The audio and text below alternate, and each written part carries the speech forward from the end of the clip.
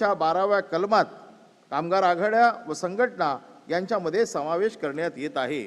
ही आपली 2013ची जी कार्यकारिणी झाली त्यामध्ये जे ठराव झाले त्यामध्ये जी घटना दुरुस्ती झाली, ही घटना दुरुस्ती मी आपल्याला वाचून दाखवलेली आहे। आणि ही घटना दुरुस्ती आम्ही निवडणूक आयोगाकडे सादर केलेली आहे आणि त्या संदर्भातलं जे पत्र आहे ते मी आपल्याला दाखवतो। पण त्या अगोदर मी आपल्याला निवडणुकीची जी काय पूर्ण त्या 2013ची प्रक्रिया झाली त्या प्रक्रियेतले हे आपल्यासमोर ठराव मी आपल्यासमोर मांडतो, आपण ते बघावे आणि त्यानंतर ते निवडणूक आयोगाला आपण कसे सादर केले हे देखील मी आपल्याला दाखवतो। सुरू करू।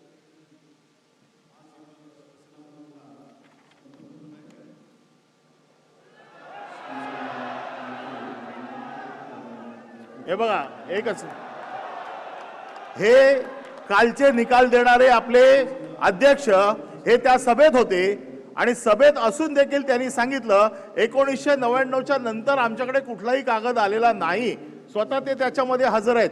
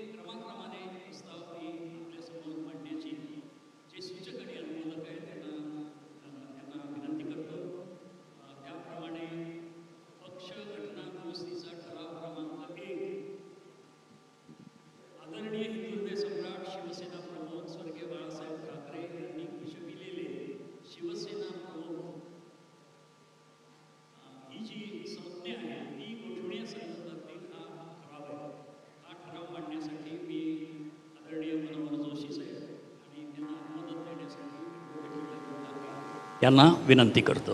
ही कार्यकारिणी असा ठराव करते की शिवसेना प्रमुख ही दैवी संज्ञा केवळ स्वर्गीय बाळासाहेबांना शोभून दिसते,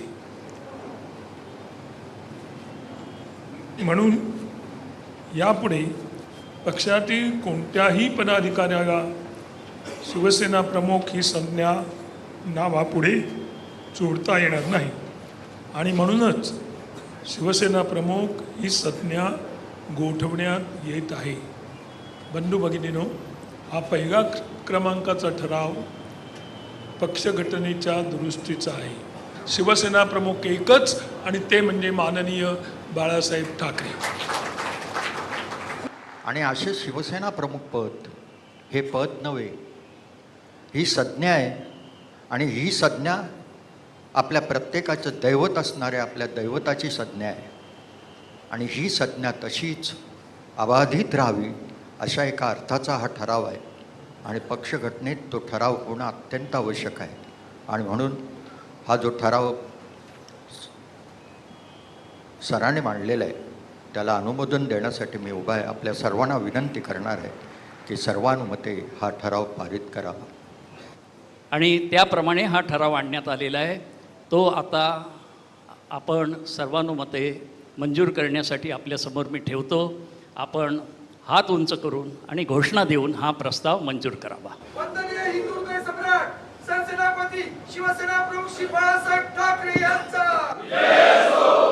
आवाज कुणाचा? शिवसेनेचा आवाज कुणाचा? पहिला ठराव शिवसेना प्रमुख पद गोठविण्याचा तो सर्वानुमते एकमताने मंजूर झाला आहे असं मी या ठिकाणी जाहीर करतो। शिवसेनेच्या पक्ष घटना दुरुस्तीचा ठराव क्रमांक 2 शिवसेना पक्षप्रमुख हे पद निर्माण करण्याबाबतचा आहे आणि तो ठराव मांडण्यासाठी मी शिवसेना नेते माननीय रामदास भाई कदम यांना विनंती करतो। तसेच शिवसेना पक्ष संघटनेतील घटनेतील तरतुदीनुसार शिवसेना पक्षाची संघटनात्मक संरचना पूर्ण करण्यासाठी शिवसेना पक्ष प्रमुख पद जरा ऐकून घ्या, हे निर्माण करणे आवश्यक आहे। जरा शांतता। ही काय जरा ही राष्ट्रीय महत्वाचा ठराव आहे, कार्यकारिणीचा जरा ठराव शांत राहा, होता की मीडियाला कळू देत. शिवसेना पक्षप्रमुख हे पद शिवसेनेत निर्माण करण्यात येत आहे आणि शिवसेना पक्षप्रमुख हे पक्षाचे अध्यक्ष असतील. त्याची निवड शिवसेना प्रतिनिधी सभा करेल. शिवसेना पक्षप्रमुखांची मुदत ही 5 वर्षासाठी असेल असा ठराव या ठिकाणी मी आपल्यासमोर मांडतो आहे. माझी आपल्या सगळ्यांना विनंती आहे, म्हणजे आता शिवसेना प्रमुख हे पद नसेल तर शिवसेनेचे अध्यक्ष हे पद आपल्याकडे असेल आणि या प्रस्तावाला, या ठरावाला आपण सगळ्यांनी मंजूर द्याल अशी आपल्याकडनं अपेक्षा बाळगतो. आपल्याला विनंती करतो. धन्यवाद. याचा अर्थ घटनेप्रमाणे शिवसेना पक्षप्रमुख शिवसेना पद पक्षप्रमुख हे कायद्याने जसं आपल्याला शिवसेना हवं पक्षप्रमुख जे होतं त्या ठरावामध्ये दिलेलं आहे, पद्धतीने आपण या प्रतिनिधी या सभेत, ठरावाला कार्यकारिणी सभेमध्ये अनुमोदन मंजूर करून देण्यासाठी घेतलेलं आहे. गजानन कीर्तीकर यांना विनंती. पक्ष घटना दुरुस्ती ठराव 2 एकच मिनिट, फार शिवसेना महत्वाचं आहे. पक्षप्रमुख हे पद महाराष्ट्रातल्या लोकांना शिवसेनेमध्ये कळलं पाहिजे, जरा आवाज नको. निर्माण करण्यासाठी त्याची मुदत 5 वर्ष असण्यासाठी प्रतिनिधी सभा त्यांची निवड करण्यासाठी अशा तऱ्हेचा हा ठराव आहे. शिवसेना नेते रामदास कदम यांनी मांडलेला आहे, त्याला मी अनुमोदन देतो. शिवसेना पक्ष घटनेच्या दुरुस्तीचा हा ठराव क्रमांक 2 माननीय रामदास कदम यांनी मांडला आणि माननीय गजानन कीर्तीकर यांनी त्याला अनुमोदन दिलं. शिवसेना पक्ष घटनेमध्ये शिवसेना पक्षप्रमुख पद निर्माण करण्याचा हा प्रस्ताव मी आता आपल्यासमोर मंजुरीसाठी ठेवत आहे. हा मंजूर असल्याबद्दल आपण हात उंचावून माननीय हिंदुत्व सम्राट सरसेनापती बाळासाहेब ठाकरे यांचा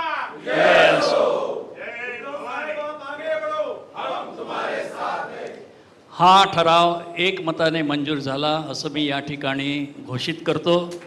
आणि आता इथून पुढे पक्षाचे सर्व अधिकार, सर्वोच्च अधिकार असलेलं शिवसेना पक्षप्रमुख पद हे या घटनेमध्ये निर्माण झालेलं आहे असं जाहीर करतो. पक्ष घटना दुरुस्ती क्रमांक 3 शिवसेना पक्ष घटनेतील कार्यकारी अध्यक्ष, म्हणजे इंग्रजीमध्ये ज्याला वर्किंग प्रेसिडेंट, जे आपण 2003 मध्ये निर्माण केलं होतं, ते पद रद्द करण्याबाबतचा हा प्रस्ताव आहे आणि तो मांडण्याची मी सन्माननीय शिवसेना ज्येष्ठ नेते सुधीर जोशी यांना विनंती करतो. कार्यकारिणी असा ठराव करते.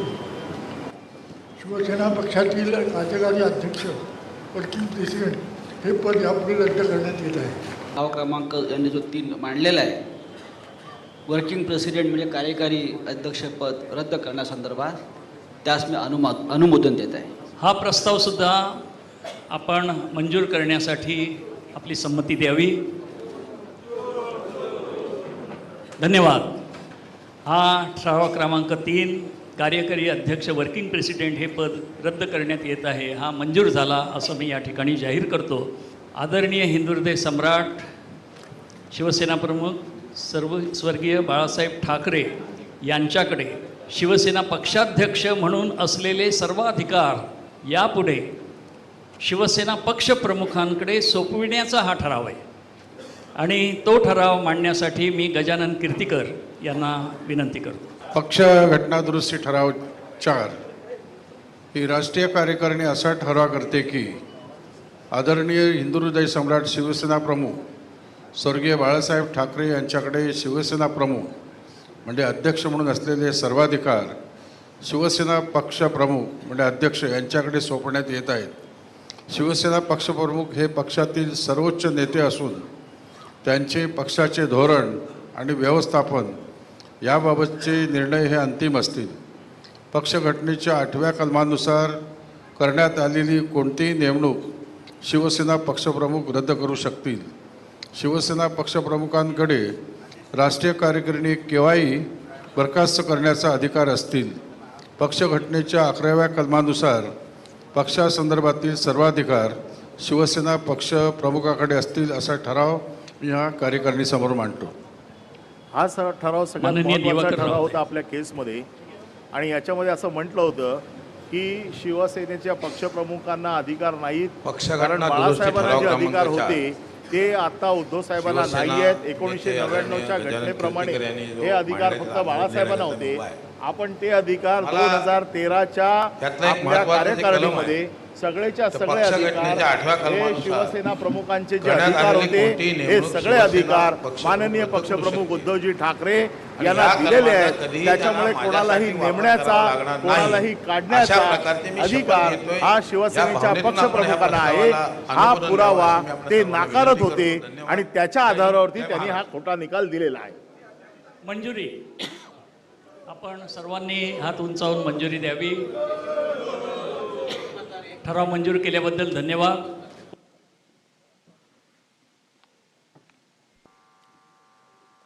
आणि हे सगळी कागदपत्र मी जी निवडणूक आयोगाकडे किंवा राहुल नार्वेकरांच्या ट्रायब्युनलकडे दिली होती त्याची ही पोचपावती आहे. आणि या पोचपावतीवरती 13 मार्च 2013 असा रिसिव्हचा स्टॅम्प आहे. आणि हा कागद त्यांच्याकडे आम्ही त्याच दिवशी दिलेला आहे, परंतु हा कागद त्यांच्याकडे नाही आहे अशा पद्धतीचं ते सांगतायत. म्हणून आपल्या जनतेच्या न्यायालयात हा कागद याची खरा खोटा काय निकष लावायचे आहेत हे आता जनतेने लावावेत. आणि म्हणून आपल्याकडे हे आम्ही पाठवत आहोत. हे स्क्रीनवर देखील आम्ही दाखवतो. पण त्या अगोदर या सगळ्या प्रक्रियेची एक प्रक्रिया असते की जी निवडणूक घ्यावी लागते 5 वर्षानंतर. ती निवडणूक आपली ज्या पद्धतीने घेतली गेली, अधिकृतपणे निवडणूक आयोगाने जे निकष लावलेले आहेत त्या पद्धतीने ॲडव्होकेट बाळकृष्ण जोशी यांनी त्या कार्यकारिणीमध्ये निवडणूक प्रक्रिया पूर्ण केली होती. त्या प्रक्रियेचा व्हिडिओ मी आपल्याला दाखवतो.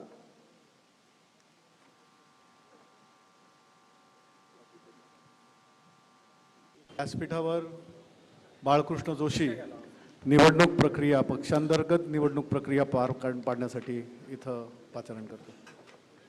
निवडणुकीच्या प्रक्रियेला मी सुरुवात करीत आहे. शिवसेना पक्षप्रमुख म्हणून एक पदासाठी मी निवडणूक जाहीर केली होती. त्यासाठी माझ्याकडे एक अर्ज आलेले आहेत. माननीय श्री उद्धवजी ठाकरे यांचा एकमेव अर्ज आलेला असल्या कारणाने मी जाहीर करतो की श्री उद्धवजी ठाकरे हे शिवसेना पक्षप्रमुख म्हणून मी त्यांची निवडणूक जाहीर करीत आहे.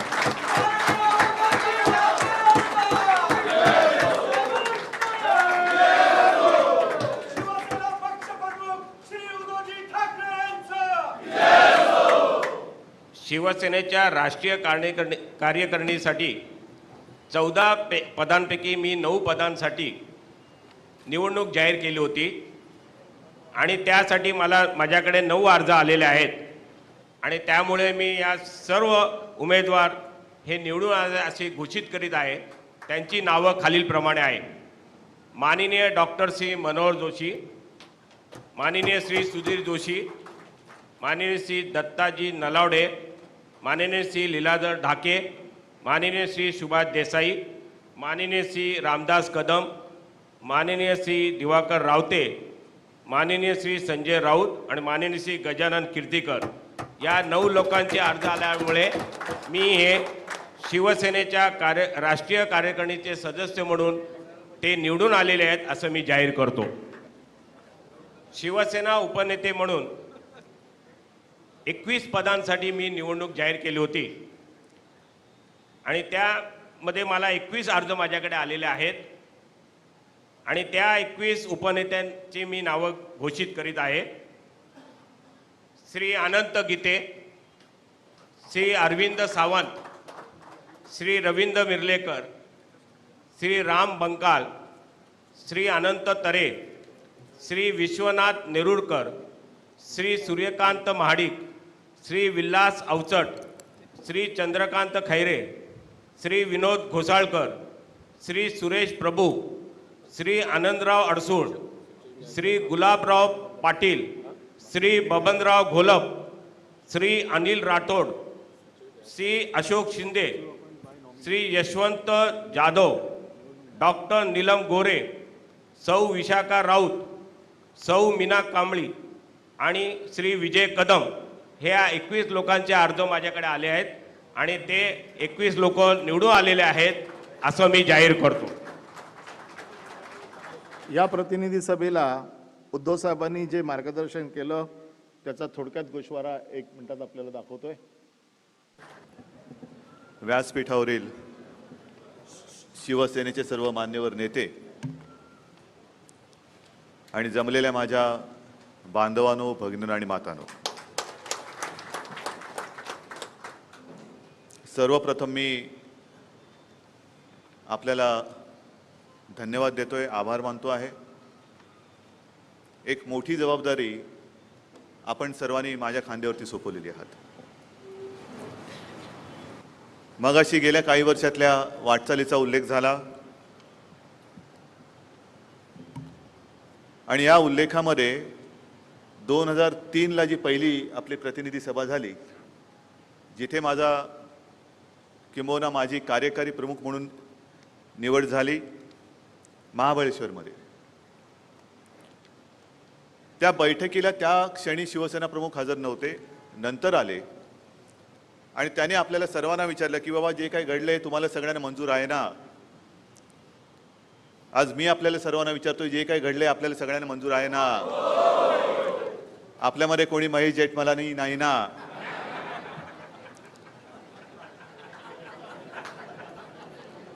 नाही, विचारलेलं बरं, कारण नंतर मग कुणाला काही सुचायला नको.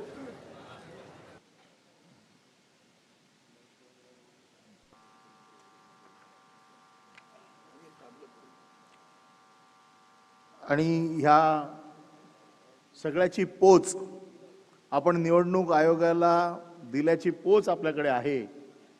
ती पोच देखील आपल्याला दाखवतोय.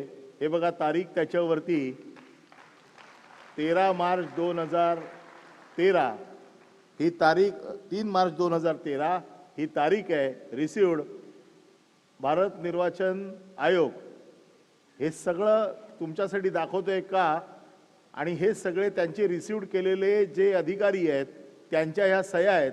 इकडे आहे, हे बघा, इथपासून ते इथपर्यंत म्हणजे त्यांच्या प्रोसिजरने ज्या सह्या जातात त्या सह्यांचा कागद मी आपल्यासमोर ठेवतोय.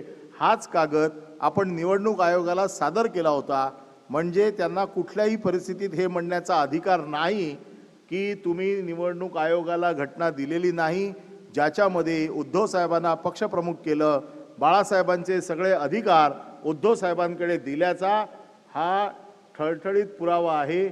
आणि मला असं वाटतं की हीच आपली जिंकण्याची 100% गॅरंटी आहे. 23 जानेवारीला सभा झाली, 28 जानेवारीला सबमिशन केल्याची तारीख पण आहे. नाही, त्याचा रिसिप्टच आहे. आम्ही ताबडतोब आपली सभा झाल्याच्या नंतर दिली. या व्यतिरिक्त आपल्याला मान्यता आहे, म्हणजे शिवसेना पक्षाला मान्यता आहे. शिवसेना पक्षाचे अध्यक्ष म्हणून उद्धव ठाकरे यांचं नाव हे निवडणूक आयोगाकडे रजिस्टर आहे. याचे वेगवेगळे पुरावे मी आपल्यासमोर देतो. फॉर्मॅटमध्ये information regarding organisation election of various parties, त्याच्यामध्ये name of the political party Shiv Sena, date on which the last election held 23/01/2013. आता ही तारखेला निवडणूक झाली हे त्यांना कसं कळलं? आपण सादर केल्याशिवाय कळलं का? आणि त्यांच्या रेकॉर्डवर कसं आलं? आपण सादर केल्याशिवाय कळलं का? आणि त्यांनी तिथे म्हटलेलं आहे total number of 186 as per the list attach. म्हणजे आपल्या प्रतिनिधी सभेमध्ये किती लोक होते त्या सगळ्यांची लिस्ट आपण सबमिट केलेली आहे, ती लिस्ट आपण दिलेली आहे. आणि त्यांनी त्याला सगळं हे date of which next election due म्हणजे जानेवारी 23, 2018. हे सगळं त्यांच्याकडे कसं गेलं?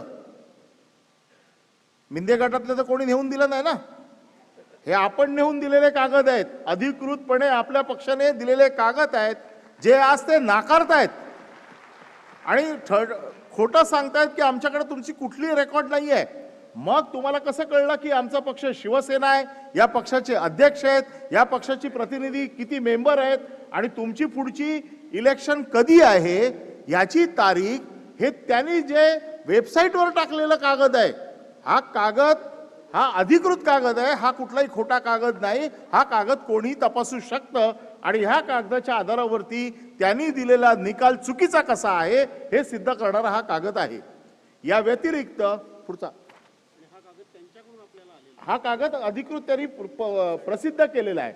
त्यांनी निवडणूक आयोगाने उद्धव साहेबांना लिहिलेलं पत्र आहे. उद्धव ठाकरे अध्यक्ष शिवसेना, कधी आहे? 5 जुलै 2016. याचा अर्थ काय की तुम्हाला माहिती आहे की आमचे अध्यक्ष कोण आहेत. निवडणूक स्थानिक स्वराज्य संस्थातील आगामी निवडणुका संदर्भात राजकीय पक्षांच्या बैठकीसाठी, म्हणजे आपल्याला राजकीय पक्ष म्हणून बोलवत आहेत, त्याचे अध्यक्ष कोण आहेत त्यांना माहिती आहे. आणि तरी सांगतात की 1999च्या नंतर आमच्याकडे काहीच नाही आहे. पुढचे हे सगळे कागदपत्र आहेत. हे पण पत्र आहे, हे 10 जून 2017 याच्यामध्ये देखील त्यांनी आपल्याला पत्र लिहिलेलं आहे. आणि त्या पत्रामध्ये जे काही पार्लमेंटरी स्टँडिंग कमिटीचे जे काही निर्णय होते किंवा त्याच्या संदर्भातले होते, इथे खाली उद्धव साहेबांचं नाव आहे, उद्धव बाळासाहेब ठाकरे, प्रेसिडेंट शिवसेना, शिवसेना भवन, गडकरी चौक, दादर. हे सगळे कागदपत्र आपल्याला का दाखवतोय? कारण जे वातावरण महाराष्ट्रात तयार केलं जातंय की यांच्याकडे राजकीय पक्षाची घटना नाही, उद्धव ठाकरेंना कुठले अधिकार नाही, उद्धव ठाकरे शिंदेना काढू शकत नाहीत, उद्धव ठाकरे कोणाला नेमू शकत नाहीत, शेवटी कार्यकारिणीलाच अधिकार असतात, तेच सगळं ठरवू शकतात. वेगवेगळं परसेप्शन ह्या माध्यमातनं जे महाराष्ट्राच्या जनतेतनं केलं गेलंय ते खोडून काढण्यासाठी हा कागदपत्रांचा पुरावा आपल्या जनतेच्या न्यायालयात आणलेला आहे. आणि मला असं वाटतं की आता बऱ्याचशा सगळ्यांना कळलं असेल की आपल्याकडे 2013ची घटना आहे, ती आपण त्यांच्याकडे दिलेली आहे. आणि त्याच्यामुळे दिलेला इलेक्शन कमिशनने दिलेला निर्णय कसा चुकीचा होता, ज्या इलेक्शन कमिशनच्या निर्णयावरती राहुल नार्वेकरांचा सगळं त्यांनी त्याचा बेस घेतला, म्हणजे मूळ पायाच त्यांना जो चुकीचा होता तो आपण आता सिद्ध केलेला आहे. यानंतर आपली राष्ट्रीय कार्यकारिणीची निवडणूक 2018 झाली. कारण आता आपण बघितलं फॉर्मॅटमध्ये की तुमची पुढची निवडणूक कधी होती, ती 23 जानेवारी 2018, म्हणजे 5 वर्ष त्यावेळेला संपतात. आपली पुढची निवडणूक राष्ट्रीय कार्यकारिणी 2018ला झाली. त्या निवडणुकीत जे आपण घटना दुरुस्ती केली, त्या घटना दुरुस्तीचे जे ठराव होते, पक्ष घटनेच्या कलम 8 मधील संघटनात्मक रचना, नियुक्ती, शेड्यूल्ड बी मध्ये उपशाखा प्रमुख, गटप्रमुख, कार्यालय प्रमुख तसेच शहरासाठी उपशाखा प्रमुख, गटप्रमुख, कार्यालय प्रमुख ही पदे नमूद करणे आवश्यक आहे. सदर तिन्ही पदे पक्ष संघटनेत सुरुवातीपासून कार्यान्वित असून शिवसेना पक्षाच्या संघटनात्मक संरचनेत महत्त्वाची आहेत. असा हा ठराव आपण त्याच्यामध्ये पक्ष घटना दुरुस्ती क्रमांक 1, पक्ष घटना दुरुस्ती क्रमांक 2, पक्ष घटना दुरुस्ती क्रमांक 3 असे 3 महत्त्वाचे ठराव या आपण त्यावेळेला केले होते. त्याचा व्हिडिओ मी आपल्याला दाखवतो.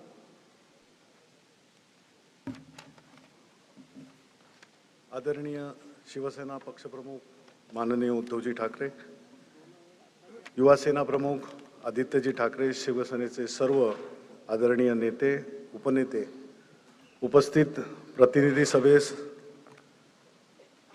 उपस्थित असलेले सर्व प्रतिनिधी सभेचे सदस्य, विशेष निमंत्रित शिवसैनिक बंधू भगिनींनो, शिवसेना पक्षप्रमुख माननीय उद्धवजी ठाकरे यांच्या अध्यक्षतेखाली शिवसेना राष्ट्रीय कार्यकारिणी म्हणजे शिवसेना नेते यांची बैठक सोमवार दिनांक 4 डिसेंबर 2017 रोजी मातोश्री कलानगर, वांद्रे पूर्व, मुंबई येथे संपन्न झाली. बैठकीमध्ये खालील विषयांवर चर्चा होऊन सर्वानुमते निर्णय घेण्यात आले व 3 संघटनात्मक ठराव पारित करण्यात आले. सदर राष्ट्रीय कार्यकारिणी बैठकीचे इतिवृत्त पुढीलप्रमाणे. भारत निवडणूक आयोगाच्या निर्देशानुसार पक्षांतर्गत निवडणुका मंगळवार दिनांक 23 जानेवारी 2018 माननीय शिवसेना प्रमुख श्रीमान बाळासाहेब ठाकरे यांच्या जन्मदिनी NSCI वल्लभभाई पटेल क्रीडा संकुल, वरळी, मुंबई येथे घेण्याचे सर्वानुमते ठरले.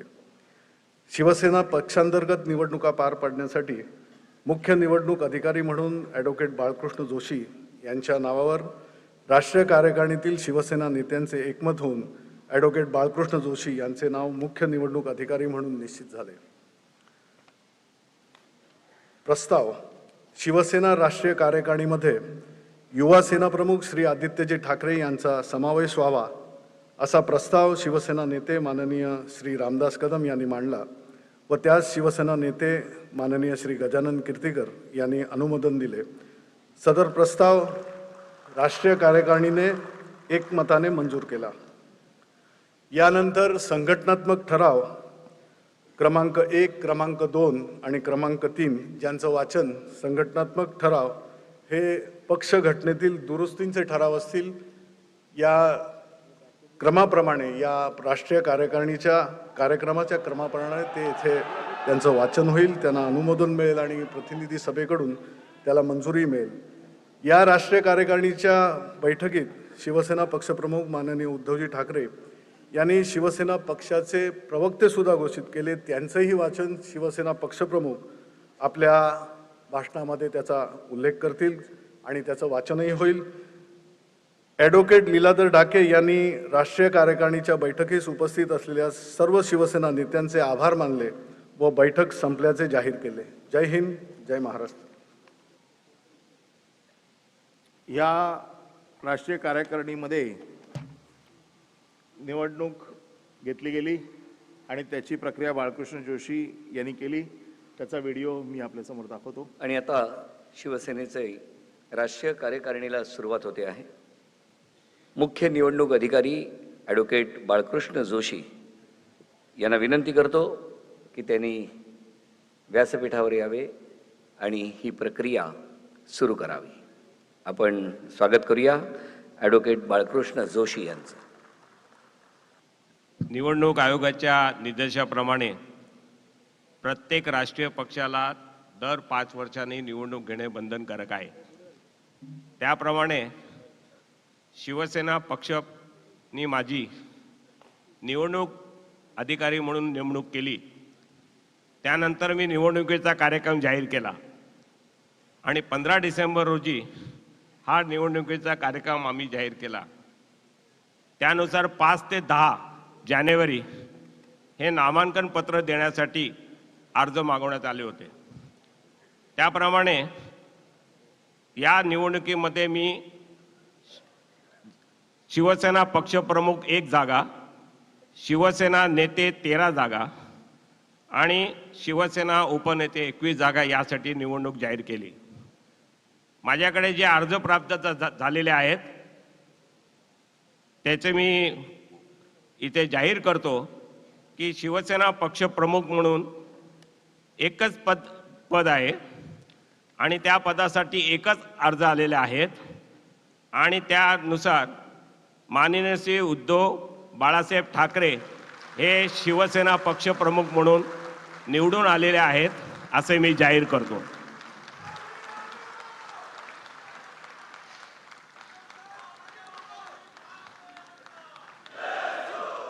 म्हणजे 2013 ते 2018 आणि 2018 ते 2022 राष्ट्रीय हा कालावधीची ही निवडणूक प्रक्रिया आहे. या संख्येच्या मी निवडणूक जाहीर केली. त्यापैकी मला 9 अर्ज प्राप्त झाले आणि ते 9 जण निवडून आले असे मी जाहीर करतो. त्यांची नावे पुढील प्रमाणे आहेत. श्री आदित्य उद्धव ठाकरे,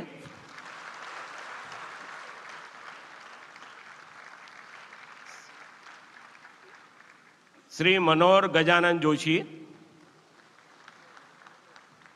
श्री सुधीर गजानन जोशी, श्री लीलाधर बाळाजी ढाके, श्री सुभाष राजाराम देसाई, श्री दिवाकर नारायण रावते, श्री रामदास गंगाराम कदम,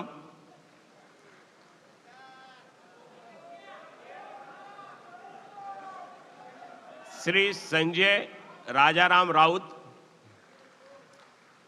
आणि श्री गजानन चंद्रकांत कीर्तीकर हे 9 जण शिवसेना नेते या पदासाठी निवडून आलेत असे मी जाहीर करतो.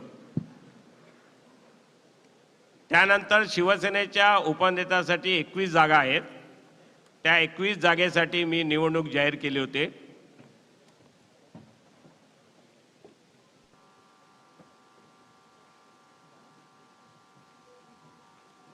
या सर्व प्रस्तावाची पोच ही निवडणूक आयोगाला आणि पूर्णपणे जो ठराव होते त्याच्यामध्ये एकनाथ शिंदे यांची नेते म्हणून पक्षप्रमुख पदी देखील ही निवड ही उद्धव बाळासाहेब ठाकरे यांनीच केलेली होती, हे देखील या प्रस्तावामध्ये होतं. हे नाव त्यावेळेला त्या प्रतिनिधी सभेत जाहीर झालं होतं. आता ह्या सगळ्या प्रस्तावाचे सगळे कागदपत्र आपण निवडणूक आयोगाला दिलेले आहेत. या कार्यकारिणीचे प्रतिनिधी सभेचे सर्व कागदपत्र दिले आहेत, त्याची पोच आपल्याकडे आहे. पोच दाखवा व्हिडिओ. सर्वप्रथम शिवसेना नेते, या शिवसेना नेते शिवसेनेची राष्ट्रीय कार्यकारिणी ही 13 सदस्यांची आहे. शिवसेना पक्षप्रमुख यामध्ये कुठलेही बदल, कुठलीही अपॉइंटमेंट किंवा नियुक्ती हे करत असतात. हा त्यांचा निर्णय आहे आणि तो सगळ्यांना शिवसेनेमध्ये सर्वमान्य आहे. आज ज्या नेत्यांची नावं किंवा ज्यांची निवड शिवसेना पक्षप्रमुख उद्धवजी ठाकरे यांनी केली आहे, त्यामध्ये शिवसेना नेते म्हणून श्री एकनाथजी शिंदे यांना नेते म्हणून निवडण्यात आलेलं आहे.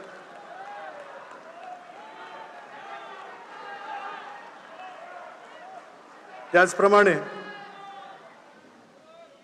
शिवसेनेचे नेते म्हणून शिवसेना उपनेते चंद्रकांतजी खैरे यांचीही निवड शिवसेना नेतेपदी झालेली आहे.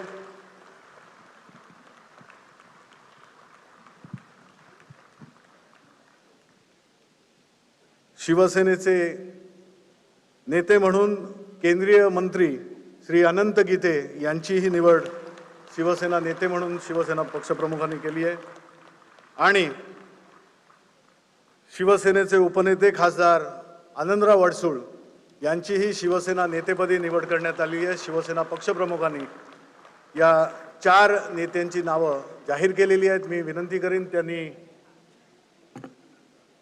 थोड्या वेळाने, मी बाकीचं हे करतो त्याप्रमाणे नंतर यावं. आपल्या सगळ्यांना शुभेच्छा.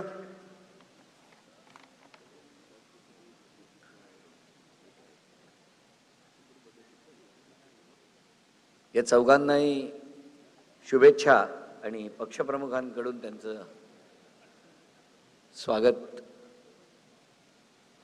हे बघा,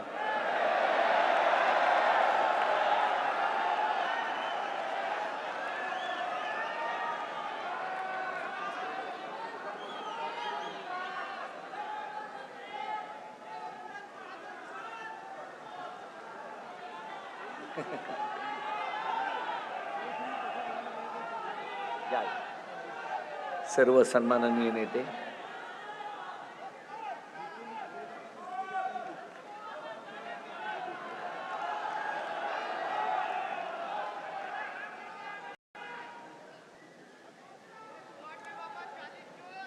आणि हे बघा, या कार्यकारिणीचे सगळे कागदपत्र आपण पुन्हा एकदा मी तुम्हाला दाखवतो. Election commission of India 4 April 2018 या दिवशी आपण त्यांच्याकडे दिलेले आहेत. त्याच्यावरती त्यांची सही आहे आणि ही सगळी कागदपत्र ह्या सगळ्या पुराव्यांसकट आपण निवडणूक आयोगाला दिलेली आहे. मला असं वाटतं त्यानंतर 2018 ते 22 या काळामध्ये देखील, कालावधीमध्ये देखील निवडणूक आयोगाने आपल्याशी पत्रव्यवहार केलेला आहे. आणि हा सगळा पत्रव्यवहार हा उद्धवजींना केलेला आहे. उद्धवजी बाळासाहेब ठाकरे, प्रेसिडेंट शिवसेना, हे सगळी कागदपत्र ही निवडणूक आयोगाने आपल्याला दिलेली आहेत.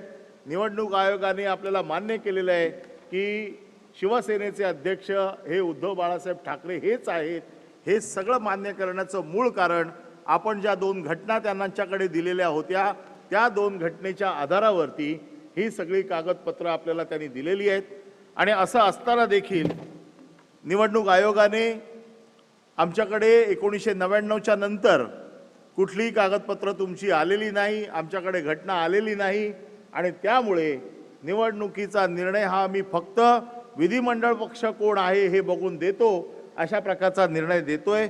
मला असं वाटतं की सुप्रीम कोर्टात आता आपण हे सगळं घेऊन जातोय आणि मला पूर्ण खात्री आहे ही सगळी कागदपत्र बघितल्यानंतर शिवसेनेला नाव, चिन्ह, पक्ष आणि या अपात्र आमदारांची हकालपट्टी होणार म्हणजे होणार, हा विश्वास या पक्षाचा कार्यकर्ता म्हणून मी आपल्याला देतो.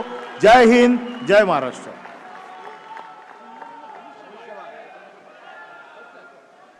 Please look at page 710, PDF 723, just in case the essence of the English translation has been lost. This is the same document letter at 710, the same letter that you were pointing out, 25th November 19. It's in Marathi. And that probably will be the essence because of the translation that you showed us.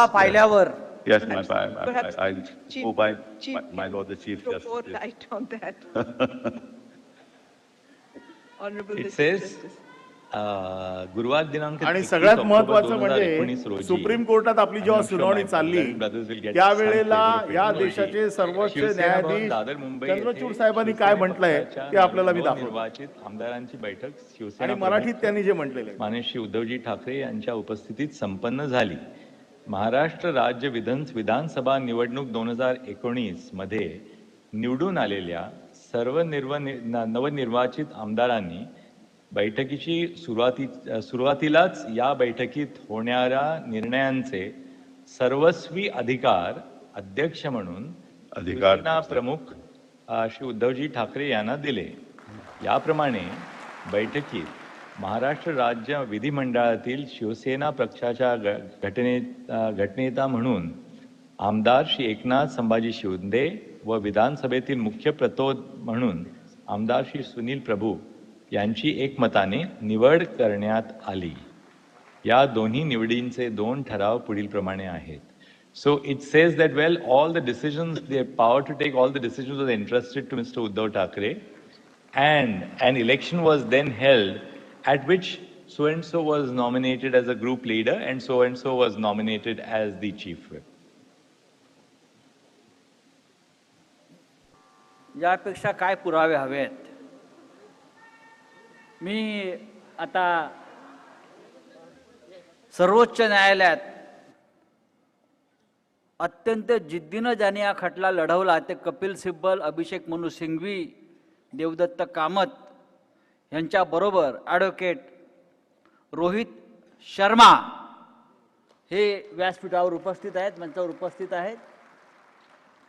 मी त्यांना विनंती करतो की त्यांनी आपली भूमिका मांडावी.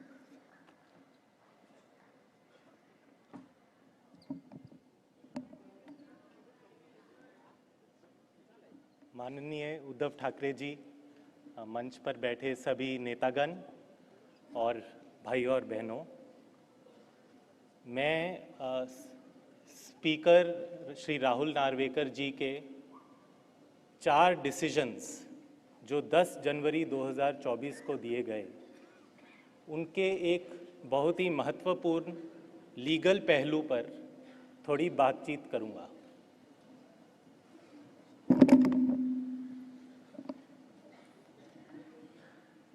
श्री सुनील प्रभु जी ने माननीय सुप्रीम कोर्ट में स्पीकर साहब के 4 डिसीजंस के अगेंस्ट एक याचिका डाली है. स्पीकर के डिसीजंस में चारों डिसीजंस में एक कॉमन बुनियाद है और वो बुनियाद ये है कि क्योंकि श्री एकनाथ शिंदे जी के साथ शिवसेना विधिमंडल के मेजॉरिटी लेजिस्लेटर्स उनके समर्थन में थे, इसका अर्थ ये है कि शिवसेना पॉलिटिकल पार्टी की आवाज़ वह विधिमंडल के विधायक हैं. यह उनके डिसीजंस की एक कॉमन बुनियाद है और हमारा ये कहना है कि यह बुनियाद असंवैधानिक है, यह बुनियाद बिल्कुल लॉ के खिलाफ है. एक पॉलिटिकल पार्टी क्या है? एक पॉलिटिकल पार्टी की स्थापना समाज में होती है, लोगों में होती है और उस पॉलिटिकल पार्टी की विचारधारा उसके कार्यकर्ता लोगों तक पहुंचाते हैं. पॉलिटिकल पार्टी के जो कार्यकर्ता हैं, उन्हीं में से उसके प्रतिनिधि आगे उभर कर आते हैं और ये प्रतिनिधि टाइम टू टाइम इलेक्शंस में अपने नेता चूज करते हैं, इलेक्ट करते हैं। और इन नेता के अलावा पॉलिटिकल पार्टी का जो मेन लीडर होता है, उनका अध्यक्ष होता है, उनका इलेक्शन किया जाता है। तो पॉलिटिकल पार्टी एक समाज में कार्यकर्ता के थ्रू अपने लीडर्स और अपने अध्यक्ष के माध्यम से अपनी कम्युनिकेशन करती है।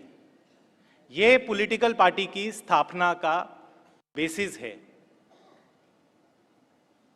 और लॉ में पॉलिटिकल पार्टी की स्थापना सेक्शन 29A के तहत इलेक्शन कमीशन ऑफ इंडिया के सामने होता है। एक रजिस्ट्रेशन का प्रोसेस है जिसके थ्रू इलेक्शन कमीशन ये सर्टिफाई करता है कि ये पॉलिटिकल पार्टी का ये नाम है और उनका ये चिन्ह रहेगा। ये कोई टेम्पररी बॉडी नहीं है, ये एक परमानेंट बॉडी है।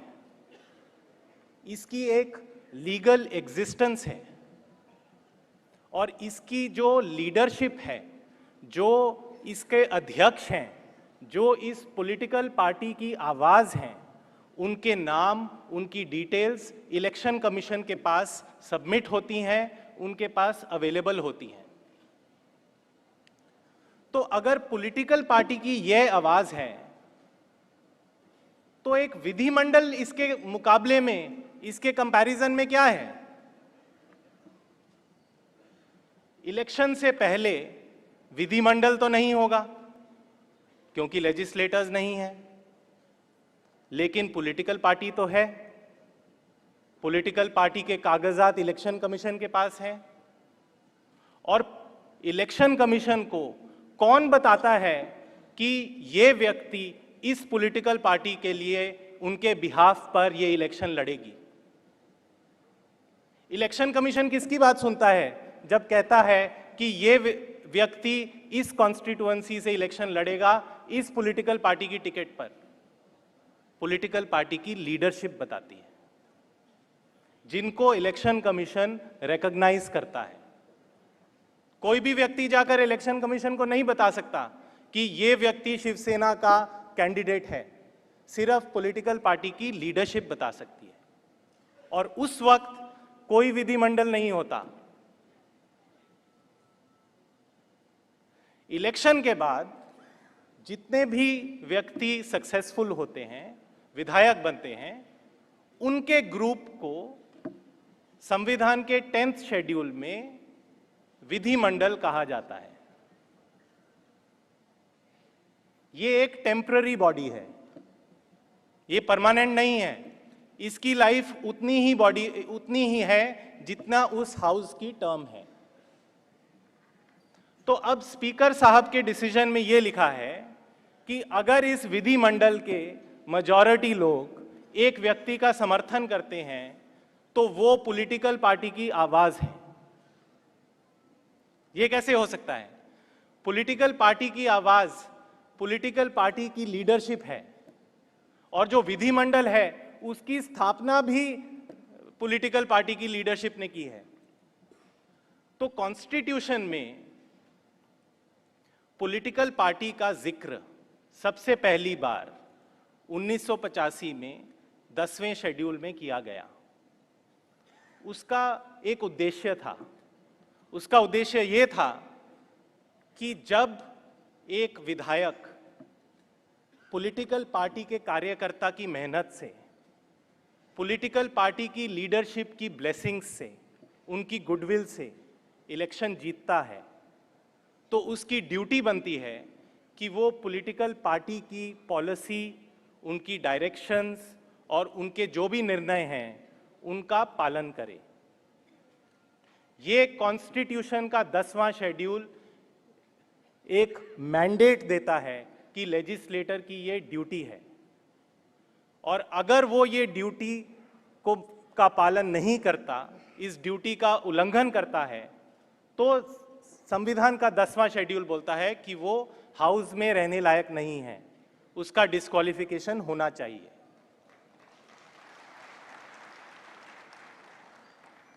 तो ये हमारी संवैधानिक स्कीम है।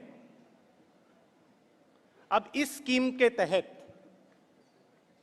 जब स्पीकर साहब के सामने ये प्रश्न उठा कि क्या ये मेजॉरिटी लेजिस्लेटर्स शिवसेना की आवाज हैं, तो स्पीकर साहब ने शिवसेना के लीडरशिप स्ट्रक्चर को, जो इलेक्शन कमीशन के पास रजिस्टर्ड है, उसको नजरअंदाज कर दिया और ये कहा कि क्योंकि लेजिस्लेटर्स की मेजॉरिटी एक तरफ बोल रही है, वही पॉलिटिकल पार्टी की आवाज है। ये बिल्कुल ही 10वें शेड्यूल के खिलाफ है। इसके 3 पहलू संविधान के मुताबिक परखने पड़ेंगे। सबसे पहले 10th शेड्यूल का उद्देश्य क्या है? उसका उद्देश्य यह है कि आया राम गया राम को बंद करो।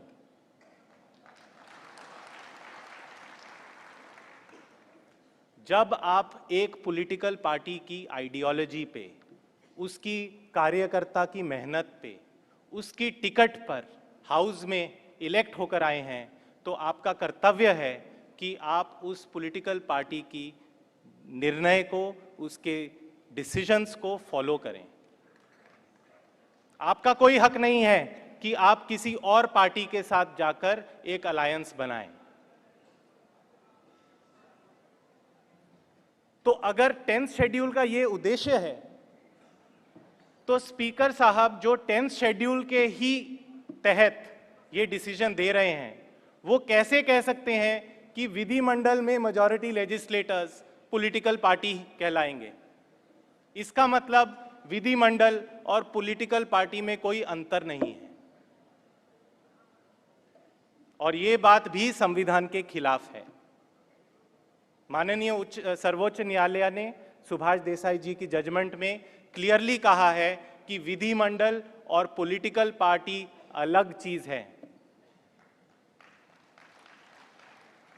पॉलिटिकल पार्टी वो परमानेंट बॉडी है जो सेक्शन 29A के अंडर इलेक्शन कमीशन के पास रजिस्टर्ड है। उसकी आवाज उसके कार्यकर्ता हैं, उनके प्रतिनिधि हैं और उसका लीडरशिप है, उसके अध्यक्ष हैं। उसकी आवाज उसके विधिमंडल नहीं है। जो विधिमंडल है, उनका काम है कि पॉलिटिकल पार्टी की आवाज हाउस के अंदर, हाउस के पर्पस के लिए कन्वे करें। पॉलिटिकल पार्टी के खिलाफ जाने का कोई अधिकार नहीं है। नंबर 2, संविधान में, जैसे एडवोकेट असीम सरोडे जी ने बताया, संविधान में पहले एक पैरा 3 होता था जो कहता था अगर विधिमंडल के कम से कम 1/3 लोग या उससे ज्यादा अपनी पॉलिटिकल पार्टी के खिलाफ जाएं, तो उनको एक अलग रिकॉग्निशन दी जाएगी और उनको डिस्क्वालीफाई नहीं किया जाएगा। इस प्रावधान की काफी उल्लेखना हुई और सन 2003-2004 में इसको कॉन्स्टिट्यूशन से निकाल दिया गया। उसका अर्थ यह है कि अब अगर आप विधिमंडल में हो, ये कहीं मैटर नहीं करता कि आप 1/3 हैं, आधे हैं या 2/3 हैं, आपको पॉलिटिकल पार्टी की बात को मानना ही पड़ेगा। ये 10th शेड्यूल की मैंडेट है।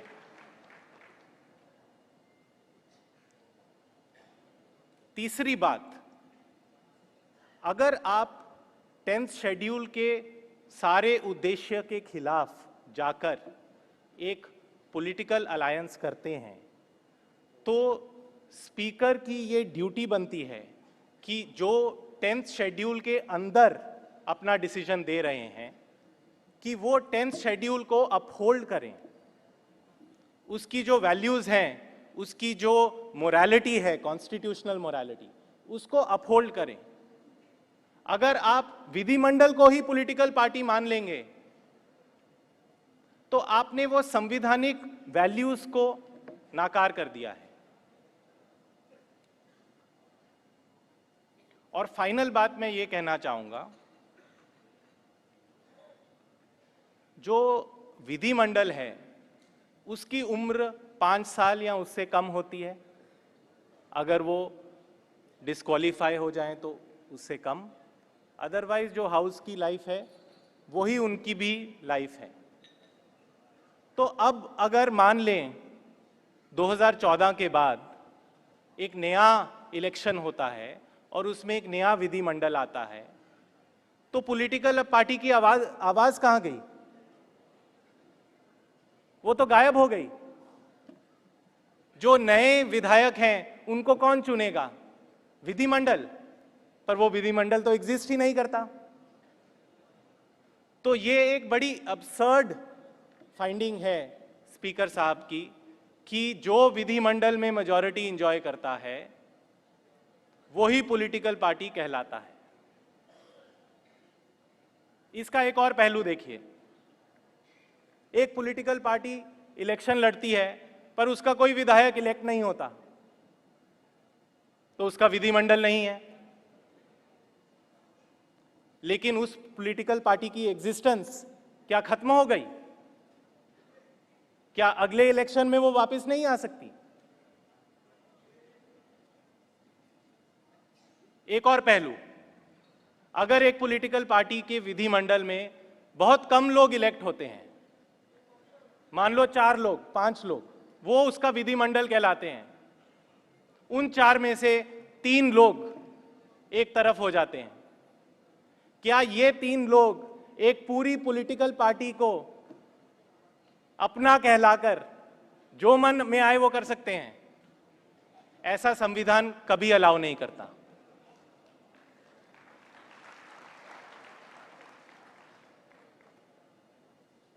तो ये सारी बातें हमने अपनी याचिका में माननीय सर्वोच्च न्यायालय के सामने रखी हैं और हमें पूरा विश्वास है कि माननीय सर्वोच्च न्यायालय 10th शेड्यूल को अपहोल्ड करेंगे और सुनील प्रभु द्वारा फाइल की गई डिस्क्वालिफिकेशन पिटिशंस को अलाउ करेंगे।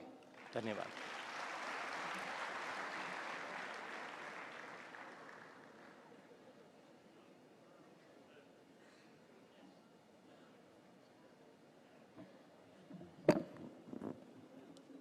धन्यवाद एडवोकेट शर्मा जी।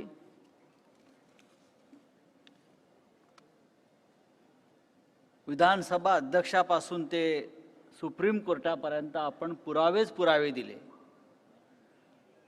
तरीही ते पुरावे त्यांना जर दिसले नसतील तर अशा विधानसभा अध्यक्षाला पुरावा की गाडावा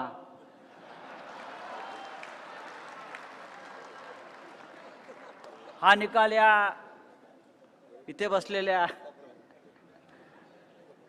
सगळ्या शेकडो न्यायमूर्तींनी घ्यायचा आहे।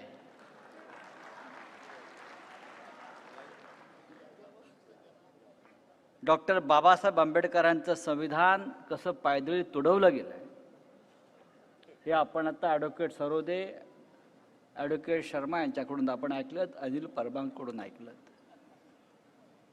पण ज्यांच्यासाठी हा सगळा खटला उभा राहिला आणि ज्यांच्या चरणाशी आपण सध्याच्या मुख्यमंत्र्यांना वाकलेलं पाहिलं, ज्यांची नेमणूकच माननीय उद्धव ठाकरे साहेबांनी केली होती पक्षप्रमुख म्हणून, आता आपण त्यांचं मनोगत ऐकूया। ही खुली पत्रकार परिषद आहे, खुलं न्यायालय आहे। आता माननीय उद्धवजी बोलतील आणि त्यानंतर मोठ्या प्रमाणात इकडे पत्रकार आलेले आहेत, तर आपण काही मोजक्या प्रश्नांना उद्धवजी उत्तरं देतील। गोंधळ नको, न्यायालयात गोंधळ चालत नाही, कोर्ट बरखास्त केलं जातं।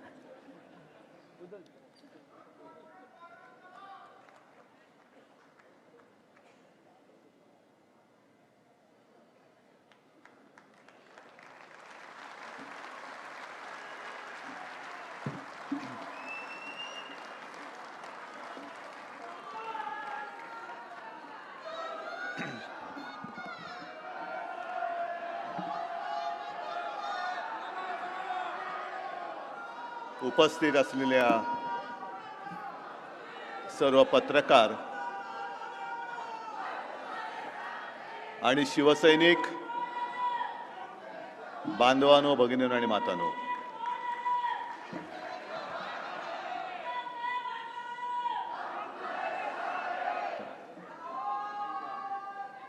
आपण काल जो म्हणजे गेल्या आठवड्यामध्ये लबाडाने जो निकाल दिला,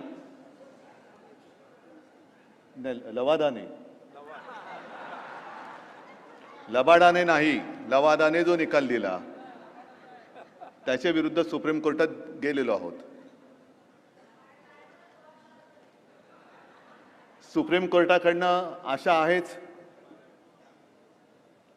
ती एक शेवटची आशा असं मानलं तरी सर्वोच्च न्यायालय जे आहे ह्या देशामधल्या लोकशाहीचा मूलभूत घटक, तो जनता, त्या न्यायालयात आज आम्ही आलेलो आहोत. कारण देशामध्ये मतदार हा सरकार ठरवत असतो. आणि एक गोष्ट लक्षात घ्या की कदाचित जगामध्ये आपला एकमेव किंवा फार कमी देश असे आहेत की ज्यांनी जनतेने संविधान जनतेच्या चरणी अर्पण केलेलं आहे. म्हणजेच काय की सरकार कोणाचंही असलं तरी सत्ता ही सामान्य जनतेचीच असली पाहिजे. मला कल्पना आहे ही काही जाहीर सभा नाही. बरंचसं जे काही सांगायचं ते व्यवस्थित सांगितलेलं आहे. हा सूर्य, हा जयेंद्रथ, आता तरी निकाल मिळाला पाहिजे, न्याय मिळाला पाहिजे. नाहीतर संजय राऊत, आपण जे बोललात, पुरावा पुरावा पुरावा की गाढावा, माझं तर आव्हान आहे, नार्वेकरांनी, मिंध्यांनी माझ्याबरोबर जनतेत जाऊन उभं राहावं. पोलीस प्रोटेक्शन नाही, मी एक सुद्धा पोलीस घेणार नाही सोबत. तसंच मिंध्यांनी यावं, नार्वेकरांनी यावं आणि तिथे नार्वेकरांनी सांगावं शिवसेना कोणाची.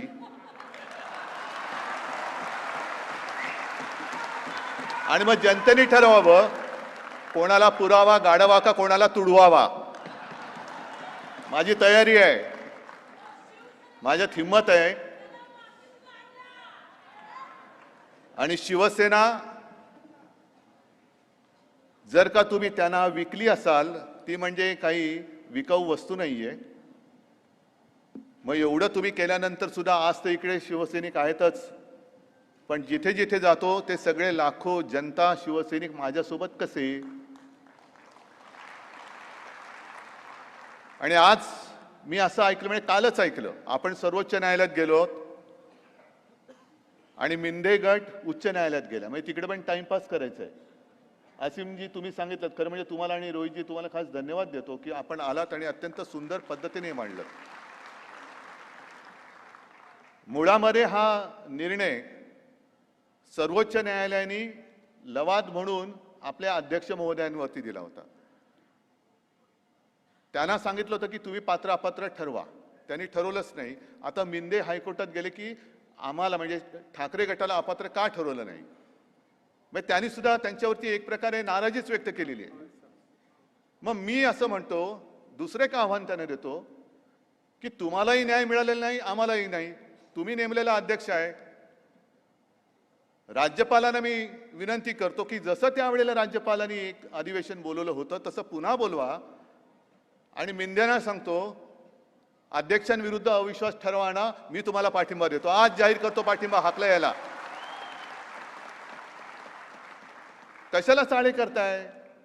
हायकोर्टात जाण्यापेक्षा तिकडेच बसलाय ना. मग तुमचा व्हीप आम्हाला लागणार का? व्हीप नंतर बघू. आमचा व्हीप हा आमचाच व्हीप आहे आणि तो आमचाच अधिकार आहे. आणि व्हीपचा मराठीत अर्थ होतो चाबूक. चाबूक हा लाचाराच्या हाती शोभत नाही. चाबूक हा शिवसेना प्रमुखांच्या हाती आणि त्यांच्या शिवसैनिकांच्या हाती शोभतो. तुम्ही कसले शिवसेनेचे अध्यक्ष होणारे काय लायकी आहे? दुर्दैवाने काय झालेलं, ती सुरेश भटांची कविता आहे ना, गर्दीत गारद्यांच्या सामील रामशास्त्री. संजय राऊत आपण म्हणालात की रामशास्त्री बाणा, तो बाणाच त्या गारद्यांच्या गर्दीत सामील झालेला आहे. आता मेल्याविना मड्याला दुसरा उपाव नाही, म्हणजे उपायच नाही. मग आपण नुसतं मड म्हणून बघत राहणार का लोकशाहीच्या खुन्यांचं मड करणार आपण? म्हणजे राजकारणामध्ये एकूणच जी काय थट्टा चाललेली आहे हे सगळं बघितलं ना तुम्ही. घटना नाही, घटना नाही, घटना नाही. मला तर वाटतं अनिल आणि असीमजी मी म्हणतोय ते बरोबर का चूक सांगा, आपण निवडणूक आयोगावरती एक केस करायला पाहिजे. नाही सांगतो, कारण त्यांनी आपल्याला कामाला लावलं होतं. तुम्हाला सगळ्यांनी मी सांगितलं होतं आणि जवळपास 19,41,41,000 आपण शपथपत्र आणि 100 रुपयाच्या स्टॅम्प पेपरवरती प्रतिज्ञापत्र लिहिली होती. मग निवडणूक आयोग काय त्याच्याकडे गाद्या पुरवल्या नाहीत? सरकारने म्हणून गाद्या करून झोपलंय त्याच्यावर. एक तर ते स्वीकारा, आमच्या बाजूने आमचा जो हक्क आहे तो आम्हाला द्या, नाही तर आमचे 19,41,000 इंटू किती असतील पैसे आम्हाला परत द्या. हा मोठा घोटाळा आहे, निवडणूक आयोगाचा घोटाळा आहे हा. पैसे सामान्य शिवसैनिकाचे गेलेले आहेत. तिकडे कोणी असे जगातले 2 नंबरचे श्रीमंत आमचे कोणी मित्र नाही आहेत की जे पैसे देतील आणि आम्ही अर्ज भरून घेऊ. ईडी सुद्धा त्यांचाच नोकर आहे, सगळेच नोकर आहेत त्यांचे. मी आता उघडपणाने बोलतो, आणखीन काय करणार आहेत आणि काय करतील? तुम्ही बसलात ना इकडे, बघून घ्याल तुम्ही, मला काय चिंता.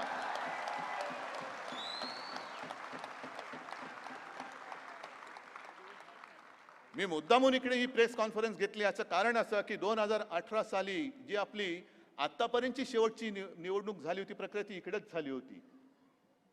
म्हणजे खोटं बोलावं ते किती बोलावं.